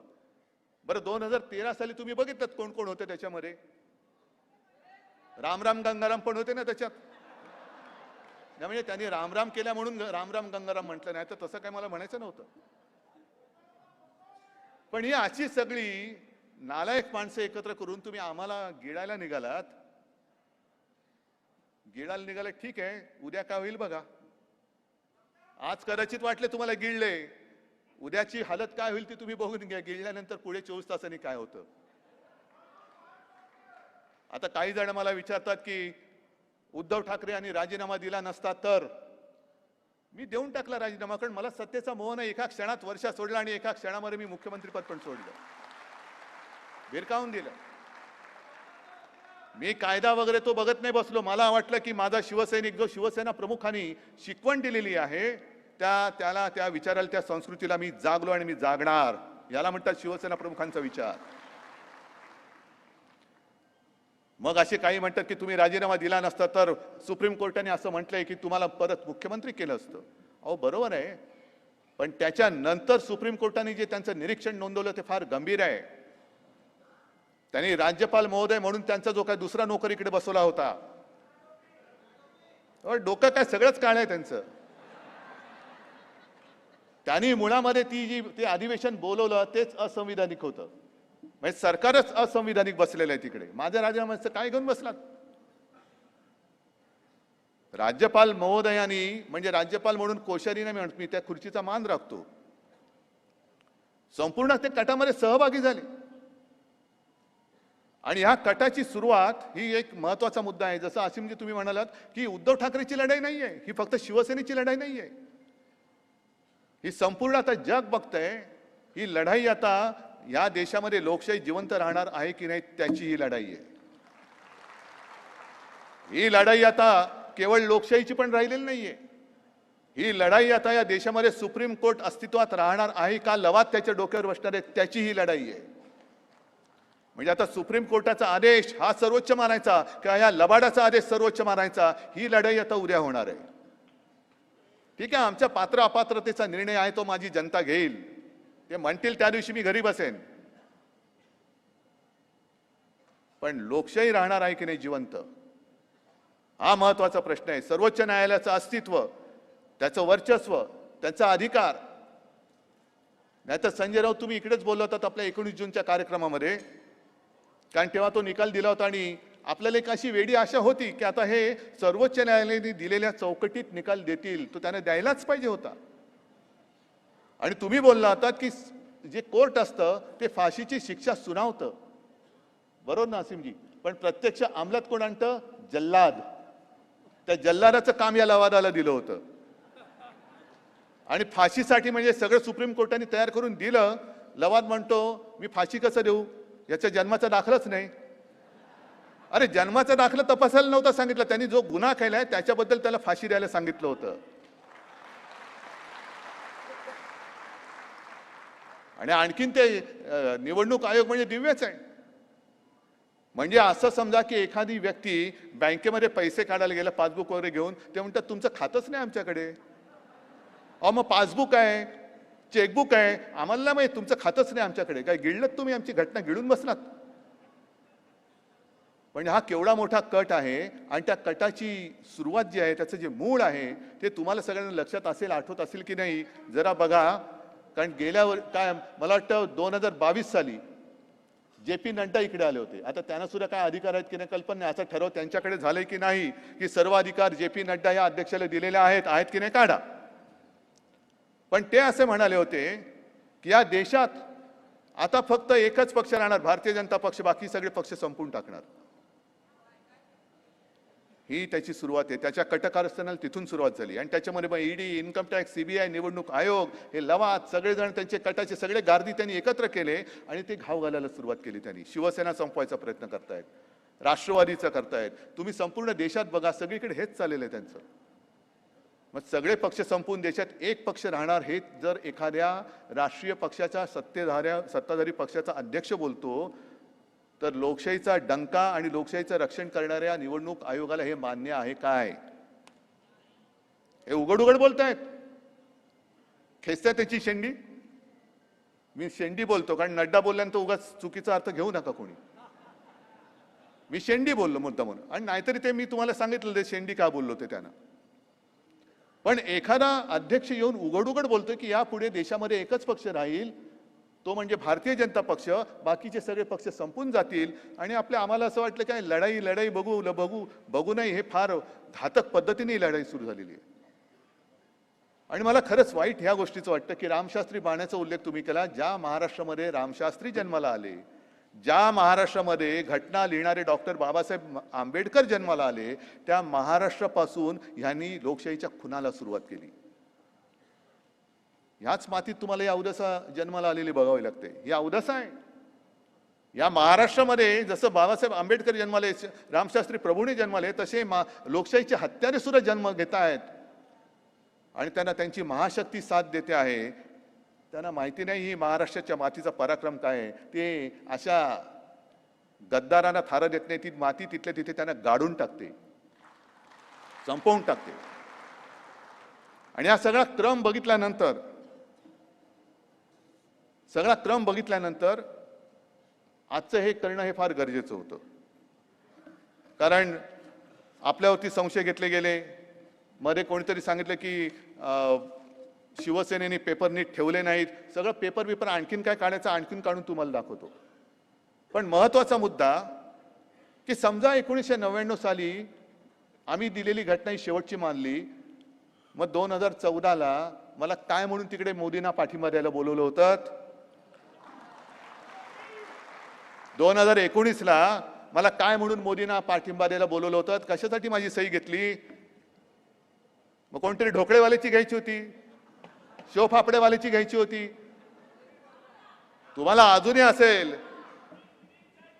नको आता त्याची वेळ झाली, आठवण करू नका, चहाचीच वेळ झाली. पण मला बोलवलं होतं. आणि तुम्हाला माहिती असेल की जेव्हा मला वाटतं 19 साली जी रांग बसली होती, नरेंद्र मोदी आणि सगळे बसले होते, त्याच्यात मला बसवलं होतं. आणि मोदीजी मला वाटतं तेव्हा बोलले होते का 14 साली बोलले असतील, लक्षात नाही आता, कि अब बाला साहब नहीं रहे, कुछ सलाह मशवरा करनी होती है तो मैं आप उद्धव जी से बात करता हूँ. मग मी काय असाच होतो? मग तुमचा तो आता काय, मला कधी कधी माझी पंचायत काय होते की घराणेशाहीचा आरोप झाल्यावरती मला उत्स्फूर्तपणाने घराण्याचे पारंपरिक शब्द आठवतात. पण ते मी उच्चारायला गेलो की मग वाटतं अरे थांब जरा, आणि मग मला मनातल्या मनात समानार्थी शब्द आठवून मग ते बोलावे लागतात. नाहीतर मी काहीतरी बोलणार होतो, जाऊ द्या. पण तुमचे महनीय अध्यक्ष त्यावेळीचे अमित शहा, वेळ आली तर बोलेन, पण तुमचे महनीय तेव्हाचे अध्यक्ष अमित शहा हे माझ्याकडे आले होते. नंतर त्यांनी सांगितलं ऐसा कुछ हुआ ही नहीं, अरे कुछ करना ही नहीं था, कुछ होने नहीं, तर फिर आले कशाला होते आणि काय म्हणून आला होता तुम्ही? 19 साली माझा पाठिंबा घ्यायला शिवसेनेचा, माझ्या शिवसेनेचा, होय माझ्या शिवसेनेचा, माझ्या वडिलांचा पक्ष आहे.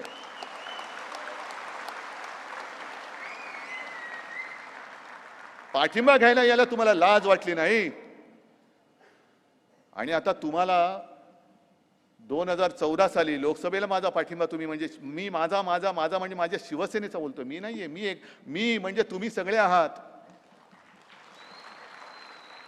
पण माझा पाठिंबा तुम्हाला लागला. 2014ला घेतलात, लोकसभेला घेतलात आणि ऑक्टोबरला युती तोडलीत. शिवसेनेबरोबर युती, मग तुम्ही ती शिवसेना होती, तुम्हाला माहित नव्हतं यांची घटना नाहीये, अध्यक्ष काय. मग माझं पत्र घेताना आणि देवेंद्र फडणवीस सुद्धा जे 5 वर्ष त्यांनी मुख्यमंत्रीपद उभवलं ते कोणाच्या पाठिंब्यावर? आता सुद्धा तुम्ही बघितलं जे सगळे काय ते मिंदे फिंदे सगळे होते त्यांना पदं कोणी दिली? जर 1999 साली शिवसेना प्रमुखांचे अधिकार तिकडेच जर का ते थांबले असतील, मग त्यांच्यानंतर मी तुम्हाला पदं दिली होती की नव्हती? मी तुम्हाला एबी फॉर्म दिला होता की नव्हता? मी तुम्हाला मंत्रिपदं दिली होती की नव्हती? आणि मग म्हणूनच गरीब एखादा माणूस म्हणजे माझा, त्यांनी सांगितलं की घरगड्यासारखे वागवतात, असा घरगडी मी पाहिला नाही ज्याची पंचतारांकित शेती आणि 2-2 हेलिपॅड त्याच्या शेतात आहेत, असा घरगडी. तर हे सगळं थोतांड आहे. हे मी मुद्दामून या दोघांना का बोलवलं आणि हे सगळं का दाखवलं? आम्ही तर बोलतोच आहोत, तुमचा आमच्यावरती विश्वास आहे, महाराष्ट्रातली जनता आज बघते. पण काही वेळेला ज्याचं काम त्यांनी करावं लागतं. म्हणजे सोनाराने टोचले कान, ते कान सोनारानेच टोचावं लागतात. म्हणून आज तुम्हाला एक कान टोचायला बोलवलं होतं, लबाडाचे टोचले कान. तर जास्त वेळ मी घेत नाही, कारण काही प्रश्नोत्तर आपल्याला करायचे आहेत. मी या निमित्ताने एकच सांगतो की सर्वोच्च न्यायालयाबद्दल आमच्या मनामध्ये विश्वास आहे, आदर आहे. मात्र त्याचबरोबरीने आजपासून ही खटल्याची सुनावणी मी तुमच्या या सगळ्यांच्या साक्षीने आणि वतीने माझ्या महाराष्ट्रातल्या तमाम जनतेच्या दरबारामध्ये नेत आहे. जय हिंद, जय महाराष्ट्र.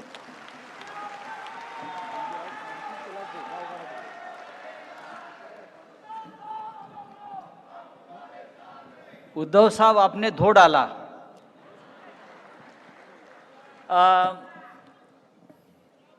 ही एक खुली पत्रकार परिषद आहे, पण वेळ झालेला आहे, तर काही प्रश्न आपण घेऊया. मला असं वाटतं की आपण माईक आपण तिकडे देतोय, तर साधारण एक 10 प्रश्न आपण घ्यावा असं ठरलेलं आहे. तर साई, प्रश्न उद्योजींसाठी किंवा कुणी आपण उत्तर द्या. एकूण या सगळ्या प्रकरणात एक कट असल्याचं आपल्याकडनं ध्वनित झालेलं आहे. तर या कटामध्ये निवडणूक आयोगही सामील आहे का आणि निवडणूक आयोगाने खोटारडेपणा केला आहे का चुकीची माहिती देऊन? याचं उत्तर आपल्याकडनं अपेक्षित आहे. उद्धवजी किंवा आणखी कुणी? सॉरी आपण हा सर्व कट असल्याचं ध्वनित केलेला आहे, त्यामुळे या कटात निवडणूक आयोग सामील आहे का आणि निवडणूक आयोगाने जाणून बुजून या कटाचा भाग होत खोटी माहिती दिलेली आहे का? आपल्याला काय वाटतं? सगळ्यांनीच सांगितलं त्याप्रमाणे याच्यात कट आहेच, कारस्थान आहे. आता जसं ॲडव्होकेट अनिल परब यांनी दाखवलं आणि मी जेव्हा इलेक्शन कमिशन समोर केस सुरू होती तेव्हा पण मी अनिल देसाई यांच्यासोबत होतो. मला वाटते कोण खासदार आपले सावंत साहेब त्यांच्या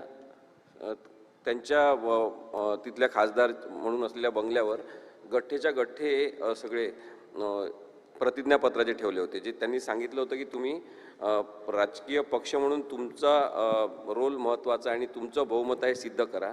त्यासाठी जे सबमिट करायला सांगितलं ते सगळं सबमिट केलेलं होतं.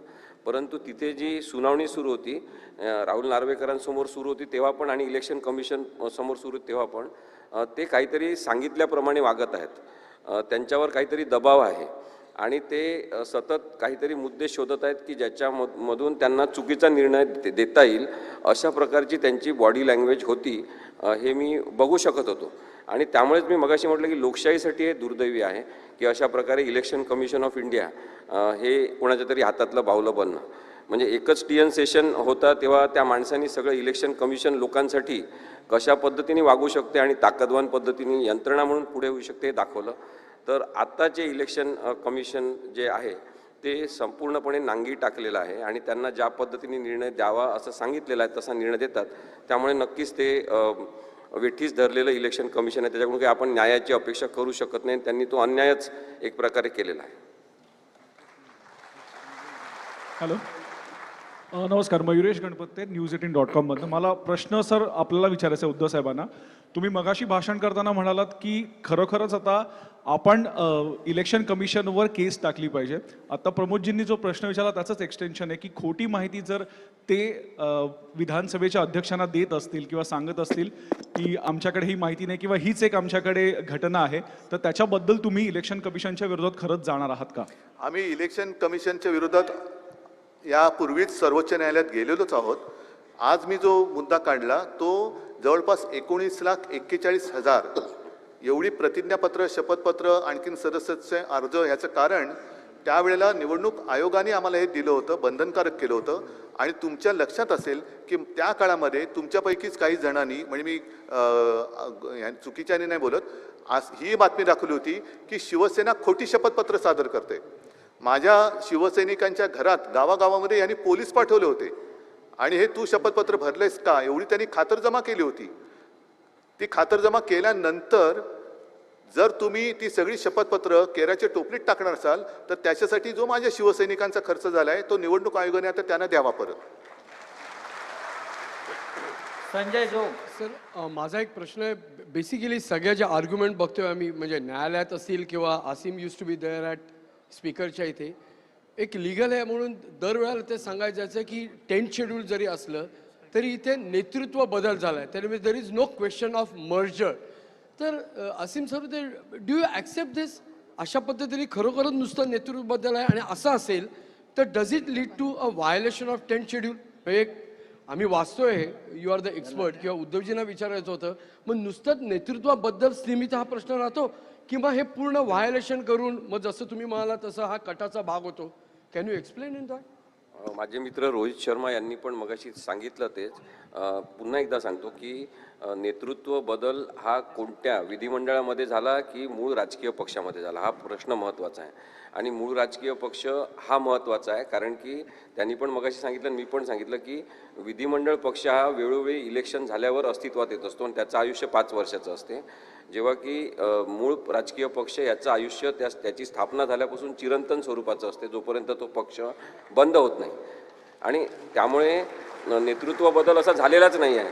नेतृत्व बदल न होता आणि म्हणून काय झालं आहे की आपण सातत्याने जरी या घटनांबद्दल बोलत असलो तरी लोकशाही प्रक्रिया सगळ्यांनी वेठीस धरलेली आहे आणि त्यासाठी कोणी स्वतःला चाणक्य म्हणून घेत असतील तर ते पण समजून घ्यायला पाहिजे. आणि त्यांनी विधानसभेमध्ये भाषण केलं, त्याच्यानंतर आपण सगळ्यांनी पाहिलं असेल, अमेरिकेत कदाचित अशी घटना असती तर तेव्हाच्या तेव्हा सरकार त्यांनी पदच्युत केलं असतं. त्यांनी काय सांगितलं, एकनाथ शिंदेंनी हसत हसत ते सांगत होते, म्हणजे निर्लज्जपणा पण तो आहे एक प्रकारे आणि कायद्याची टर उडवणं आहे. ते सांगत होते की आम्ही रात्री भेटायचो आणि दिवस होण्याच्या आधी मी परत यायचो घरी, हे त्यांनी सांगितलेलं आहे. त्यामुळे आता या गोष्टींचा काही आपल्या न्यायालयांमध्ये पुरावा म्हणून वापर करू शकत नाही. विधिमंडळामध्ये झालेलं जे संभाषण आहे त्याला प्रोटेक्शन आहे, याचा अर्थ जनता मुकी आणि बहिरी नाही. आणि म्हणून उद्धव साहेबांनी जे सांगितलं की जनतेच्या न्यायालयात हा प्रश्न ते आता देत आहेत आणि तुम्ही सगळ्यांनी ठरवायचा आहे, तो याच्यासाठी की नेतृत्व बदल वगैरे काही झालाच नाही. जबरदस्तीने यांनी स्वतः घोड्यावर बसल्याने मीच नवरदेव असं सांगितलेलं आहे, तसं नाही आहे असं माझं म्हणणं. उद्धव सर नमस्कार, मेरा नाम विवेक है. उद्धव जी नमस्कार, मेरा नाम विवेक है. मेरा सवाल ये है कि सर आपकी लीगल टीम ने सारे प्रेजेंटेशन दिए, डॉक्यूमेंट दिखाए, आपकी लीगल टीम ने सारे प्रेजेंटेशन दिए, डॉक्यूमेंटेशन दिखाए. लोकसभा चुनाव के लिए 4 महीने और विधानसभा चुनाव के लिए 9 महीने. आपको कितना विश्वास है कि जो डॉक्यूमेंटेशन आपके पास हैं आपके फेवर में जजमेंट आएगा? अगर डिले होता है तो आपका आगे लाइन ऑफ एक्शन क्या होगा? चलो, मेरी चुनौती है, बाद में निकाल दे दो, अभी चुनाव लगाओ. और इतना ही नहीं, मैं मेरी मशाल लेके आता हूं, चोरों को मेरा चुराया हुआ धनुष्य बाण लेके आने दो, तो भी मैं तैयार हूं। और ये बात, जैसे मैंने कहा कि ये बात सिर्फ अब मेरी शिवसेना यहाँ तक सीमित नहीं है, अब पूरे जनतंत्र, डेमोक्रेसी अपने देश में रहेगी या खत्म होगी, या उसकी हत्या की गई है, वो परिणाम अब हमें पता चलेगा, त्याचा निकाल लागणार आहे। हम तो लड़ने वाले हैं, सत्ता आती है, सत्ता जाती है, गई सत्ता वापस लाएंगे, चुनाव का कोई डर नहीं है मुझे, लेकिन हिम्मत होनी चाहिए, जो मुझ में है वो उनमें नहीं है।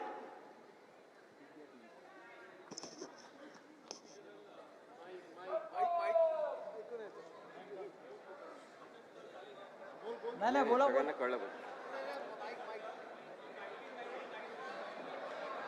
सगळ्यांना हे पुन्हा जे केस आहे ते समोर आल्यानंतर कळलं की 1999चा जो कॉन्स्टिट्यूशन आहे तो लास्ट रजिस्टर्ड कॉन्स्टिट्यूशन आहे इलेक्शन कमिशनकडे। तर एका पक्षाला कसं कळू शकतो की जे रजिस्टर्ड कॉन्स्टिट्यूशन आहे ते कुठल्या वर्षाचं आहे, आणि जर तो नसेल तर इलेक्शन कमिशननी काय आपल्याला 1999 ते आतापर्यंत नोटीस पाठवली होती की रजिस्ट्रेशन किंवा इलेक्शन घ्या? आमचा हाच मुद्दा आहे की 1999ची घटना जर शेवटची त्यांनी मानली असेल तर 99 पासून आजपर्यंत एकतर निवडणूक आयोगाने आम्हाला कधीही नोटीस दिलेली नाही, कारण दर 5 वर्षांनी निवडणूक घ्यावी लागते। 5 वर्षांनी निवडणूक घेतली नाही तर तुमच्या पक्षाची मान्यता रद्द केली जाते, तुम्हाला शोकॉज नोटीस दिली जाते। आजपर्यंत कुठलाही असा पत्रव्यवहार त्यांनी आमच्याशी केला नाही। उलट पक्षी उद्धव साहेबांना पक्षाचे अध्यक्ष म्हणून त्यांनी वारंवार आपल्या पत्रामध्ये त्याची नोंद केलेली आहे। कायद्याप्रमाणे जर कुठल्या गोष्टीची पूर्तता झाली नसेल तर कायदेशीर त्याला शोकॉज नोटीस द्यावी लागते, उत्तर मागवावं लागतं। गेल्या एवढ्या वर्षामध्ये 99 पासून ते आजपर्यंत आम्हाला एकही शोकॉज नोटीस नाही, आम्हाला कधी विचारणा करून गेली नाही।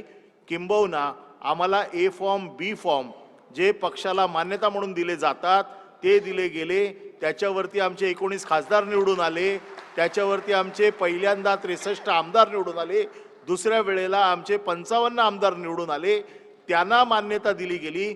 उद्धव साहेबांनी जो पाठिंबा दिला त्याला राष्ट्रपतींनी मान्यता दिली। एवढं सगळं झालं तरी देखील आम्हाला कधीही विचारलं गेलं नाही की तुमचा पक्ष रजिस्टर नाही किंवा तुमच्या पक्षाने कागदपत्रांची पूर्तता केलेली नाही। उद्धवजी, माझा प्रश्न तुम्हाला आहे, जनतेचं न्यायालय, जनता न्यायालय म्हणून तुम्ही या ठिकाणी म्हणताय, जनतेपर्यंत पोहोचण्याचा प्रयत्न करताय, पण लोकसभेच्या निवडणूक आहे की एकीकडे निकाल जो आहे तो जनतेपर्यंत पोहोचवण्याचा प्रयत्न होतोय तर दुसरीकडे लोकसभेच्या निवडणूक आहेत, दोन्ही आव्हानं कशी प्रकारे पेलली जाणार? कशा प्रकारे म्हणजे शेवटी जनतेचं न्यायालय हे निवडणुकाच्या माध्यमातूनच निकाल देत असतं, आणि म्हणून जनतेला कळलं पाहिजे की आपल्या देशामध्ये जो मी मगाशी उल्लेख केला संविधानाचा, की ह्या देशातली घटना ही जनतेने जनतेसाठी केलेली आहे, आणि म्हणून सरकार कोणाचंही जरी असलं तरी सत्ता ही सर्वसामान्य जनतेचीच असली पाहिजे, अधिकार त्याच्यावरती सामान्य जनतेचा असला पाहिजे, एकाधिकारशाही असता कामा नये। उद्धव साहेब, पूर्वा चिटणीस द प्रिंट, पहिलं गव्हर्नर, नंतर इलेक्शन कमिशन, मग स्पीकर, हे सगळे कॉन्स्टिट्युशनल पोस्टवर असून सुद्धा तुम्ही सांगता तुम्हाला त्यांच्याकडून न्याय नाही मिळाला। आता तुम्ही सुप्रीम कोर्टाकडून किती अपेक्षा ठेवतात आणि तुमचा भरोसा आहे का म्हणूनच तुम्ही जनताच्या न्यायालयात आलात? माझा भरोसा आहे का ह्या प्रश्न विचारण्यामध्ये तुमचा भरोसा सुप्रीम कोर्टावर आहे का? उद्धव जी, जो शिवसेना के साथ हुआ, एनसीपी के साथ हुआ, उसको ये और जिस तरह का फैसला स्पीकर ने दिया, इसके पहले चुनाव आयोग ने दिया, ये केस लॉ बन सकता है अगर भविष्य में कभी ऐसी घटनाएं किसी अन्य दल के साथ होती है तो? और क्या इस संदर्भ में आपने इंडिया के साथी दलों से बातचीत की है, क्योंकि देश भर में इसे दोहराया जा सकता है, इस तरह का जो है बातें चल रही है, तो क्या साथी दलों से आपकी बातचीत हुई है? जब आपकी ज्वाइंट रैलीज होगी क्या उसमें यह मुद्दा उठाया जाएगा? इंडिया में जितने हमारे साथी हैं वो देशभक्त है, और आप सभी जानते हो हर एक पार्टी को जो भाजपा के साथ नहीं है जैसे शिवसेना है, राष्ट्रवादी है, वहाँ स्टालिन है, ममता दीदी है, सोरेन है, अरविंद केजरीवाल जी है, सबको ये परेशान कर रहे हैं। और यहाँ तक बात कह रहे हैं कि शायद केजरीवाल जी और सोरेन जी को कुछ भी मतलब अरेस्ट कर सकते। तो ये तो अब माहौल है, सब लोग समझ गए हैं और मुझे नहीं लगता कि और कुछ शब्दों में इसका वर्णन करना चाहिए। दीपा कदम, सकाळ पेपर।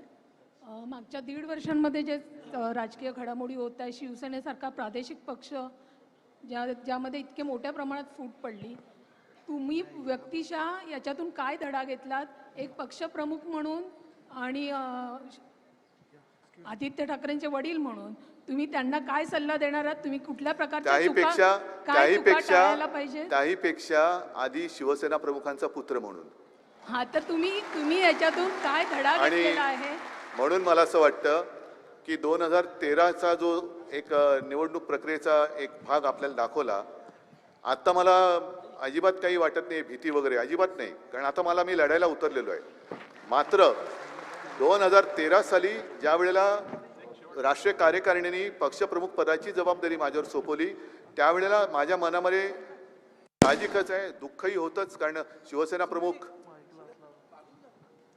शिवसेना प्रमुख त्यांच्यानंतर ती पहिली राष्ट्रीय कार्यकारिणी होत होती आणि 45 वर्ष 46 वर्ष जी जबाबदारी शिवसेना प्रमुखांनी सांभाळली होती ती माझ्यावर सोपवली गेली होती। तेव्हा माझ्यावरती एक वेगळा तणाव नक्कीच होता, दुःख पण होतं आणि तो क्षण माझ्यासाठी फार महत्त्वाचा होता। आता शेवटी आपण म्हणतो ना, कृष्णाने अर्जुनाला गीता सांगितली, गीतेचं सारांश मी एका वाक्यात सांगतो की जेव्हा धर्मयुद्ध असतं, युद्ध असतं, तेव्हा समोर असेल तो शत्रू, सोबत असेल तो मित्र।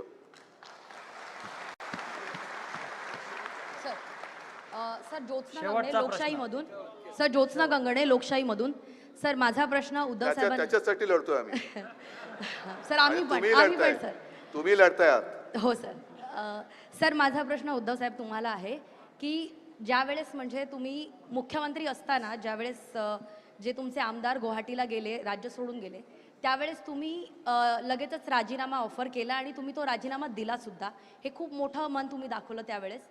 विशेष म्हणजे त्यावेळेस असं म्हटलं जातं की स्वतः शरद पवार साहेब आणि काँग्रेसचे वरिष्ठ नेत्यांनी पण तुम्हाला असा सल्ला दिला होता की विधानसभेमध्ये जाऊन तुम्ही हा राजीनामा दिला पाहिजे वगैरे। तर तुम्हाला असं वाटतं का की राजीनामा देण्याची तुमची जी पद्धत होती ते भावनेच्या भरात न जाता जर तुम्ही तेव्हाही कायद्याच्या दृष्टीने विधानसभेमध्ये हे सगळ्या गोष्टी फेस केल्या असत्या तर असं घडलं असतं की नसतं, की परिस्थिती वेगळी असते? एक गोष्ट अशी आहे, पहिला महत्त्वाचा मुद्दा असा की त्या सुमारास माझं ऑपरेशन झालं होतं, मी ते वर्णन काय आता परत करू इच्छित नाहीये, पण या सगळ्या लोकांना मी काय कमी दिलं होतं?